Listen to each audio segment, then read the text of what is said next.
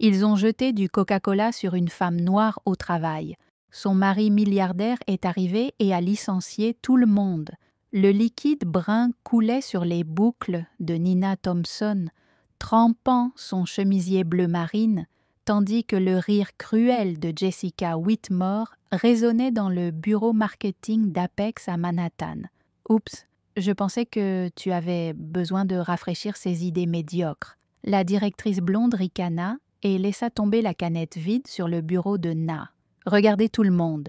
L'initiative de diversité de l'entreprise prend une douche Coca-Cola », cria Brad Mitchell, le coordinateur de compte, tandis qu'il filmait tout avec son iPhone 15. À ses côtés, Samantha Chun, l'assistante RH, riait en tapant frénétiquement sur son téléphone portable. Voilà ce qui arrive quand on embauche selon des quotas et non selon les compétences. Reality Check. Na se tenait immobile, du soda dégoulinant de ses cheveux bouclés sur les rapports qu'elle avait méticuleusement préparés pour la réunion des investisseurs. À 29 ans, elle était la seule analyste noire dans une mer de privilégiés qui la traitait là comme une étrangère depuis son premier jour, il y a 6 mois. « Tu sais quel est ton problème, Nena ?» demanda Jessica en s'approchant, son parfum Chanel se mêlant à la douce odeur de Coca-Cola. « Tu ne connais pas ta place. Tu crois que tu peux t'asseoir à la même table que nous juste parce que tu as un petit diplôme d'université publique? » La salle de conférence aux parois de verre était devenue un véritable bocal à cruauté. D'autres employés observaient depuis l'espace commun, certains embarrassés, la plupart indifférents. C'était le vendredi avant la fête du travail, et le bureau était plus vide que d'habitude. Le moment idéal pour une humiliation calculée. Na prit une profonde inspiration, ses yeux marrons brillant de ce que Jessica interpréta à tort comme des larmes. En réalité, c'était de la détermination. Elle prit calmement son téléphone portable, ignorant les railleries. « Tu vas appeler ta mère ou ton petit copain Uber ?»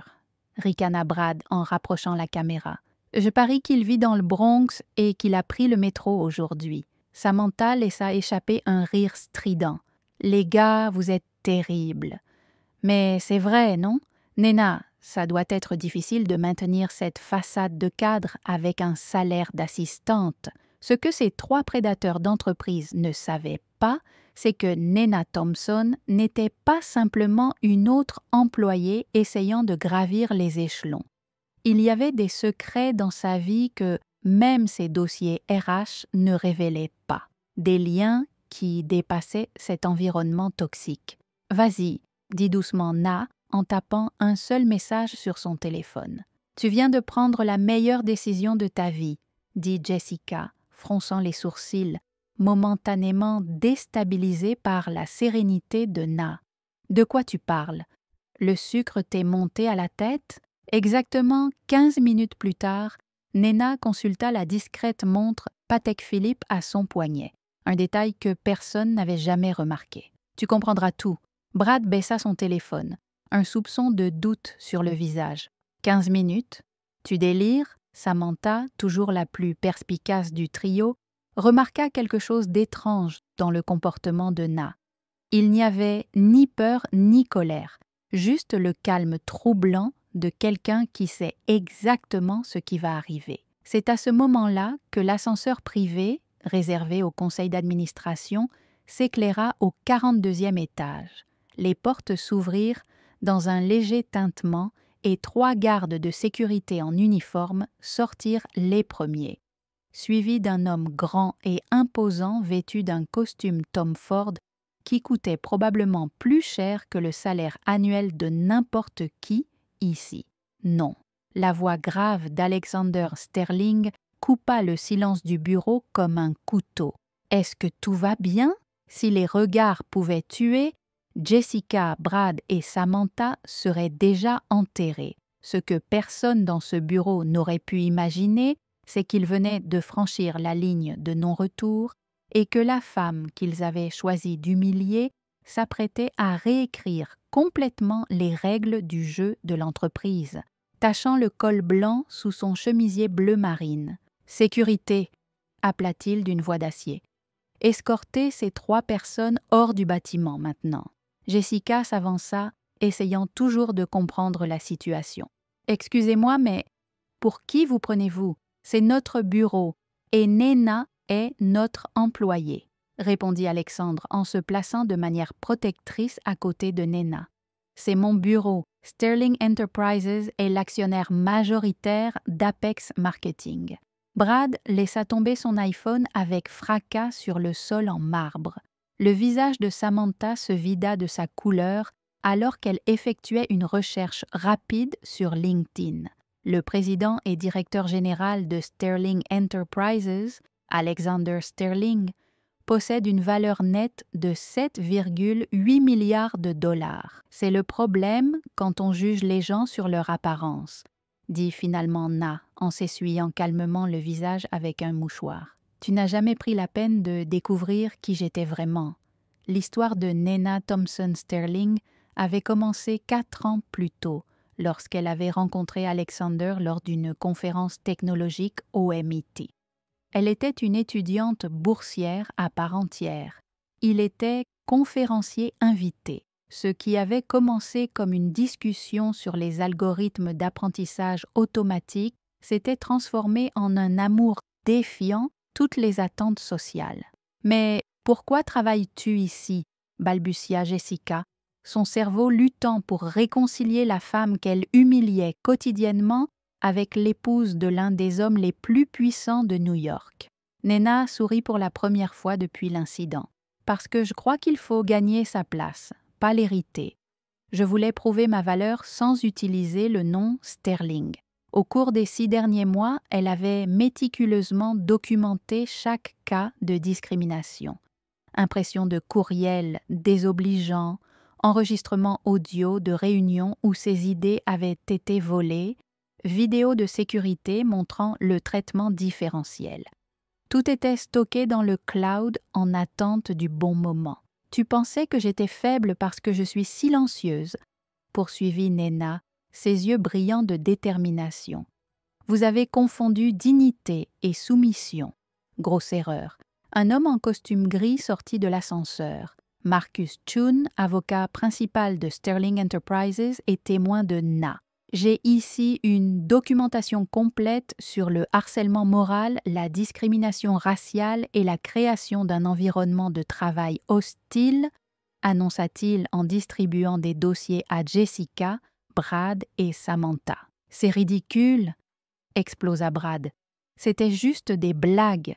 Elle ne s'est jamais plainte. Des blagues !» dit Alexander en prenant le téléphone portable de Brad qui était toujours en train d'enregistrer. C'est comme lui jeter du Coca-Cola dessus et appeler ça une douche de diversité. C'est comme dire qu'elle vit dans le Bronx et qu'elle a pris le métro juste parce qu'elle est noire. Samantha se mit à pleurer. « J'ai des factures à payer. Une famille. »« Drôle, » observa sèchement Na. « Moi aussi j'ai une famille. Ma mère est infirmière. Mon père est chauffeur de bus. Ils ont travaillé toute leur vie pour me donner une éducation. Et tu pensais que cela me rendait inférieure? Ce qu'aucun des 3 ne savait, c'est qu'au cours des dernières semaines, Nena avait discrètement mis en place un nouveau système d'analyse de données qui augmenterait l'efficacité d'Apex de 47%. Le projet valait des millions et était enregistré exclusivement à son nom. « Vous avez 30 minutes pour débarrasser vos bureaux », déclara Alexandre. « Toute tentative de représailles entraînera des poursuites judiciaires immédiates. » Jessica, dans un dernier acte de désespoir, se tourna vers les autres employés qui regardaient sous le choc. « Vous allez laisser cela arriver? Tout le monde ici sait comment elle est. » Le silence était assourdissant. Plusieurs collègues baissèrent les yeux, honteux. Tom Williams du département informatique se manifesta. « En fait, Jessica, beaucoup d'entre nous admirent le travail de Na. C'est vous qui avez créé cet environnement toxique. » Alors que la sécurité s'approchait, Nena prit son ordinateur portable et ses dossiers personnels. Elle s'arrêta près de Jessica et murmura. « Tu sais ce qui est ironique? J'allais démissionner aujourd'hui, mais tu viens de me faire un bien meilleur cadeau. La montre Patek Philippe qu'elle portait au poignet, un cadeau de mariage d'Alexander, indiquait 15h47. Dans exactement 13 minutes, une note serait envoyée à toute l'entreprise annonçant des changements radicaux dans la politique de diversité et d'inclusion. « Alex, » dit Nena en touchant le bras de son mari, « je veux utiliser ça pour quelque chose de plus grand, pas seulement pour me venger. » Il hocha la tête, comprenant immédiatement. « Le fonds de bourse que tu voulais créer, exactement. 4 jeunes noirs dans le secteur des technologies financés par la valeur des actions que ces 3-là possédaient dans l'entreprise. Ce que ces prédateurs d'entreprise avaient interprété comme de la faiblesse était en réalité la force silencieuse de ceux qui rassemblent des preuves, attendent le bon moment et transforment l'injustice personnelle en changement systémique. Mais la partie n'était pas encore terminée. Le véritable impact de ce qui s'était passé ce vendredi après-midi commençait à peine à se faire sentir. La salle de panique numérique d'Apex Marketing s'est effondrée lorsque Marcus Chun a commencé à projeter une présentation intitulée « Preuve d'un environnement hostile, Thomson contre Apex Marketing » sur l'écran principal de l'auditorium. La réunion d'urgence convoquée à l'ensemble des salariés a promis des clarifications importantes concernant les changements structurels. « Non, non, non !» cria Jessica en essayant d'atteindre l'ordinateur portable de Marcus. « Tu ne peux pas faire ça. C'est une atteinte à la vie privée. Atteinte à la vie privée, » répéta Alexandre avec un sourire, comme ces emails que vous avez envoyés à tout le département. Sur l'écran, un message de Jessica est apparu. La nouvelle diversité est arrivée aujourd'hui. Je parie qu'elle ne tiendra pas un mois. Quelqu'un veut parier sur combien de temps il faudra avant qu'elle ne retourne dans le ghetto. Brad pâlit lorsque la diapositive suivante montra des captures d'écran d'un groupe WhatsApp appelé Elite Apex, où il publiait quotidiennement des photos de Nena avec des légendes telles que « J'ai retrouvé la femme de chambre disparue » et « Quelqu'un lui commande un Uber. Comment as-tu obtenu ça ?» haleta Samantha en voyant apparaître ses propres publications Instagram, dont une où elle avait secrètement filmé Na en train de déjeuner seule avec une légende, alors que le quota n'a pas d'amis. Réalité. 6 mois, dit Na calmement en marchant vers le centre de l'auditorium. Pendant 6 mois, vous avez créé une archive numérique complète de votre propre discrimination. Chaque capture d'écran, chaque clip audio, chaque vidéo. Les RH ont des copies de tout. La diapositive suivante révéla quelque chose qui laissa tout l'auditorium en haleine. Projet Prometheus, nouveau système d'analyse marketing prédictive, développé par Nina Thompson Sterling. Valeur estimée 47 millions de dollars. Statut breveté. Pendant que tu perdais ton temps à m'humilier, continua Nina, j'ai développé un algorithme qui va révolutionner l'analyse des données en marketing. Sterling Enterprises a déjà acheté les droits exclusifs. Jessica tituba en arrière. Sterling Enterprises? Oui, cela signifie que chaque centime de profit généré par ce projet au cours des 20 prochaines années ira directement au fonds Nina Thompson pour les bourses d'études en technologie pour les jeunes noirs, ajouta Alexander, financé initialement par la vente forcée des actions que vous possédez tous les 3 dans cette société. Brad tenta un dernier stratagème désespéré. C'est de l'extorsion. Nous allons vous poursuivre en justice. L'extorsion est un chantage, répondit Marcus Chin en ajustant ses lunettes. Nous présentons simplement des preuves documentées de crimes haineux, de harcèlement moral et de discrimination raciale systématique. Des crimes qui entraînent accessoirement des peines allant jusqu'à 5 ans de prison à New York.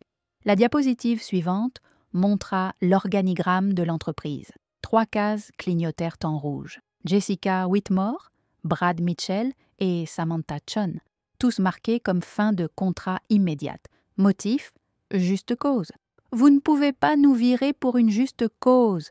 cria Jessica, des larmes de colère coulant sur son visage. « Nous allons lutter contre cela. »« Tu peux essayer ?» répondit calmement Nena. « Mais je vous suggère de regarder d'abord la vidéo que Brad a gentiment enregistrée aujourd'hui en me jetant du Coca-Cola, tout en criant à propos des douches de diversité. » La vidéo commença à être diffusée.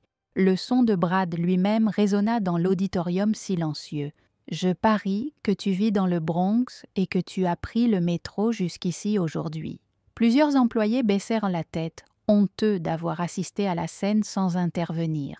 Pour couronner le tout, Alexander annonça « Sterling Enterprises met en œuvre un nouveau programme de conformité dans toutes ses filiales. Toute entreprise souhaitant conserver ses contrats avec nous devra se soumettre à des audits rigoureux en matière de diversité et d'inclusion. » Samantha se mit à sangloter. « Ma carrière, ma réputation, tout est détruit. » Sa réputation. Na la fixa du regard. « Tu as passé 6 mois à détruire systématiquement la mienne. Maintenant, tu subis les conséquences de tes propres actes. » La dernière diapositive apparut. Engagement initial du fonds Nina Thompson. 50 millions de dollars. Objectif : 1000 bourses complètes en technologie pour les jeunes femmes noires au cours des 5 prochaines années. 50 millions. Brad faillit s'étouffer. Ou des amendes pour discrimination que vous paierez tous les 3. Des primes qui seront annulées et de mon don personnel, expliqua Na. Oh, et chaque entreprise que tu essaieras de rejoindre recevra un dossier complet. Bonne chance pour expliquer en entretien pourquoi tu as été licencié pour racisme avéré. Jessica tomba à genoux, comprenant enfin l'ampleur de la destruction. « S'il vous plaît, j'ai des factures, une hypothèque. » « C'est drôle, » répondit Nina, sa voix chargée d'un calme dévastateur. « J'avais aussi des factures quand tu as saboté mes projets, volé mes idées et m'as fait douter de ma place ici. La différence est que j'ai transformé ma douleur en quelque chose de constructif. Vous avez transformé votre privilège en cruauté. » Les agents de sécurité commencèrent à escorter les 3 personnes hors du bâtiment. Sur le grand écran, un dernier message apparut. La véritable diversité ne se résume pas à des quotas. Il s'agit de reconnaître que le talent n'a pas de couleur, de classe ou de code postal. Alors que l'auditorium éclatait en applaudissements, Nena Thompson Sterling resta au centre de la scène.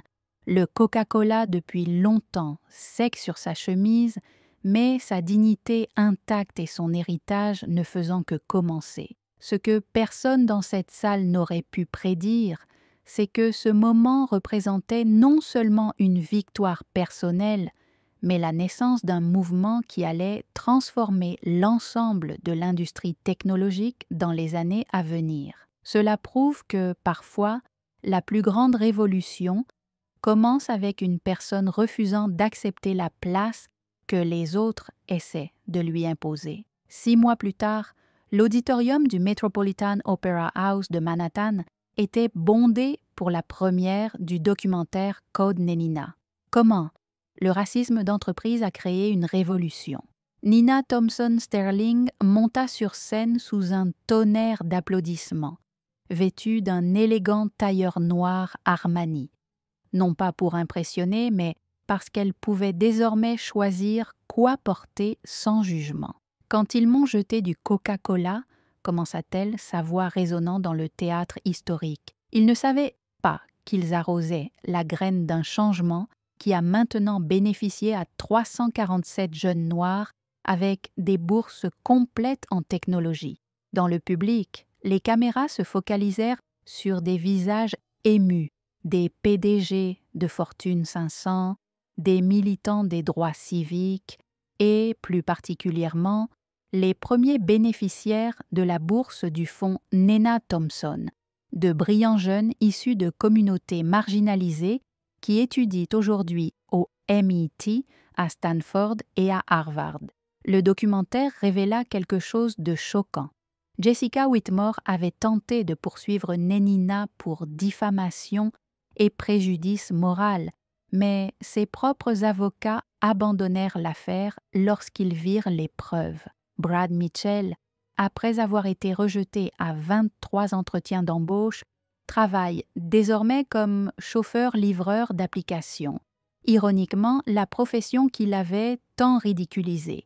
Samantha Chun déménagea dans une petite ville à la campagne, supprima tous ses comptes de réseaux sociaux et, selon certaines sources, passa ses journées à écrire des lettres d'excuses qui ne reçurent jamais de réponse. Le plus ironique, poursuivit Nena, c'est que 3 jours avant qu'il ne me jette du Coca-Cola, j'avais terminé un algorithme qui détecte les schémas de discrimination dans les environnements d'entreprise en utilisant l'intelligence artificielle.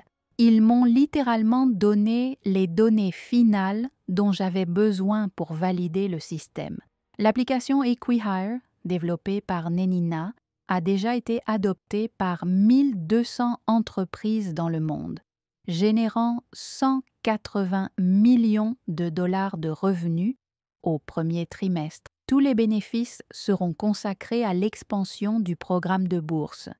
Microsoft, Google et Apple ont formé un partenariat historique pour mettre en œuvre le système dans leurs pratiques d'embauche. Tom Williams, le collègue informatique qui avait défendu Nena ce jour fatidique, est désormais directeur technique de la division diversité technologique de Sterling Enterprises. Voir Nena transformer l'humiliation en révolution m'a appris que le silence face à l'injustice est une complicité, déclara-t-il au New York Times. Le moment le plus émouvant de la soirée a eu lieu lorsque Marcus Thompson, le père de Nena, est monté sur scène. Le chauffeur de bus à la retraite, qui a travaillé 40 ans pour permettre à sa fille d'aller à l'école, tenait le trophée du prix Nobel de la paix que Nena venait de recevoir. La première personne noire à être honorée pour son innovation dans le domaine des technologies de justice sociale. « Ma fille a toujours été brillante », dit-il, la voix brisée. Mais il ne voyait que sa couleur. Maintenant, le monde entier voit son génie. Sur l'écran, des images du bureau marketing d'Apex sont apparues. L'entreprise avait déposé le bilan après avoir perdu tous ses contrats avec Sterling Enterprises et ses filiales.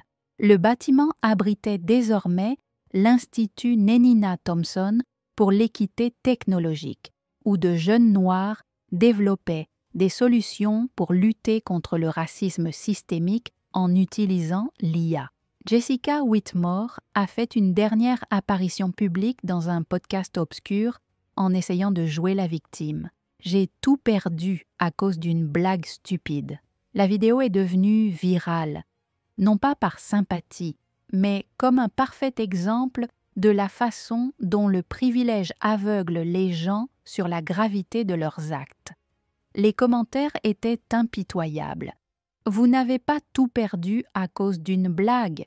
Vous avez récolté ce que vous avez semé pendant des années de racisme. » Na a terminé son discours avec des mots qui allaient devenir viraux. Ils m'ont demandé si c'était une vengeance. Je dis que c'était la justice. La vengeance détruit, la justice construit. J'ai transformé chaque goutte de ce coca en carburant pour changer un système entier.